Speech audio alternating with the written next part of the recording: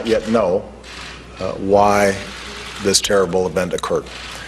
We do know that the two individuals who were killed were equipped with weapons and appeared to have access to additional weaponry at their homes. But we don't know why they did it. Yeah, we don't know why. We think it might have been that their farm suffered a drought. And I'm just quoting, Bill Nye the Science Guy, because this is what happens in Syria, you see. The Syrians become terrorists because their farms get droughted out and they have no water. So they become terrorists.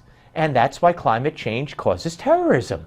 Okay, boys and girls? I'm waiting for him to say that next. Joining us on the panel as we welcome you back to the special edition of the Steve Malzberg Show covering yesterday's shooting in California, Jane Velez-Mitchell, founder of JaneUnchained.com and author of Addict Nation, and Tom Borelli, contributor with Conservative Review. Okay, Tom, the president, Hillary, all of them, guns, guns, guns, guns, guns. The Daily News, can we put the Daily News up? The Daily News mocked the Republican presidential candidates on their front page today, mocked them who were saying our prayers are with the victims. We offer our thoughts and our prayers.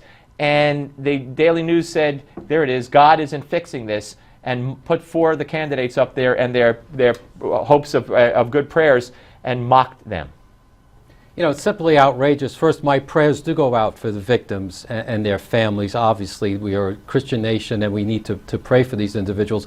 But also, again, it just represents the complete delusion of President Obama. Remember, ISIS was a JV team, then they were contained, then there was a horrific attack in Paris. He's yet to say the word radical Islam. You could see him twisted in that chair. And of course, everything is because of global warming. The man is in denial. I have a PhD in biochemistry. It should have been in psychology so they can understand this mass delusion. Jane?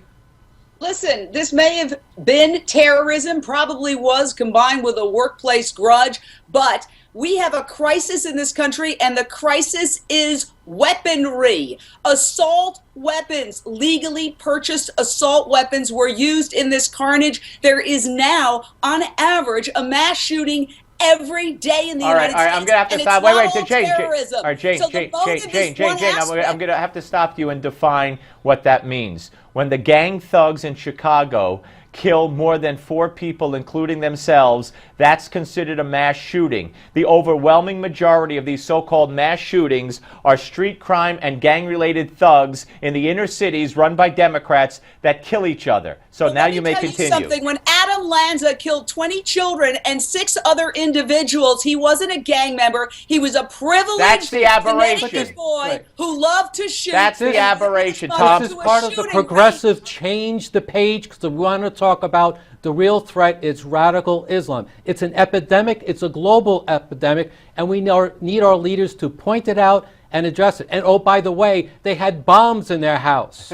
And so if they didn't have the guns, they would have used bombs. Maybe we should make a law against bombs, Jane. Oh, there probably is a law against bombs. Yeah, there is a law, and there should be more laws to prevent people from getting assault weapons. The Founding Fathers did not anticipate terrorists or just plain old wackadoodles armed with AK-47s and other assault rifles. Jane, why don't you Had they known about that partner technology, along with they Hillary would have done Clinton something about and it. change the Second Amendment and see if she gets elected? Because at a time of fear, everybody wants their guns, because as we know, the cops didn't get there until after the terrorists left. That's way too late. If you're sitting there, you're a sitting duck.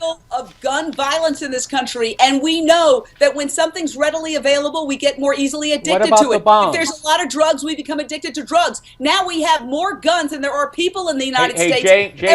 Jane, the police chief in Detroit says that the fact that citizens carry guns and they have more liberal gun carry laws now in Detroit, in his own city, is responsible for the fact that there's been no terror there. He and other police chiefs around the country today... Yeah, but it's a very violent place. Have you been to Detroit lately? It is a violent place. Detroit is run amok with gun violence. You wouldn't want to live in Detroit. Criminals get the guns. That's the bad guys, Jane. The bad guys. It's guns. We have too many of them in the United States. That's the end of the story. We've got to have better background checks. We've got to crack down on assault rifles. I mean, This crack is down madness. on radical Islam and the refugees that President Obama wants to bring into the country. How about Listen, the that? guy who How about did this vetting was all born in that? Chicago. He was not a refugee. Chicago? Yeah, he's from Chicago. Wait, we're not talking about that. We're talking. He was talking about- radicalized he was- apparently, right. and his wife came from Pakistan or Saudi Arabia. She was here on a fiance visa. Why? Do we have like a lemon ISIS salesman? I wonder if that's expired, visa? too. Yeah, well, now it's expired. All right, Jane Velez-Mitchell and Tom Borelli, thank you both very much. Up next, CNN analyst Jonathan T.